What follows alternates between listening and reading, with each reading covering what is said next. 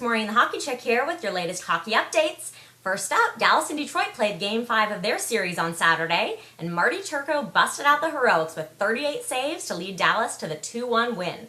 The Red Wings still have the 3-2 series lead, though, and they'll have to try again tonight to kick the Stars out and make it to the finals. After last night's game in Pittsburgh, though, we know who the winner of that series will be playing in the finals.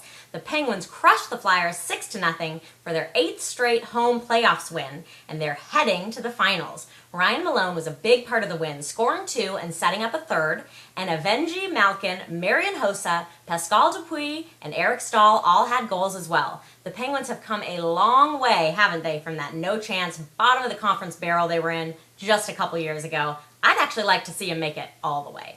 Now let me just mention a couple non-playoff related items real quick here.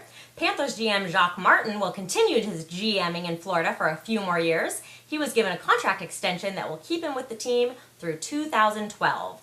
And last but surely not least, I'm sure you've all heard about the possibility of an NHL game being played at Yankee Stadium before it's being torn down next year. Well, there have been some unidentified snags in the plan, so it might not be happening after all. Perhaps the house that Ruth built won't be getting iced over after all. We'll just have to wait and see. All right, that's it for me for now. I'll see you next week in the midst of the playoffs.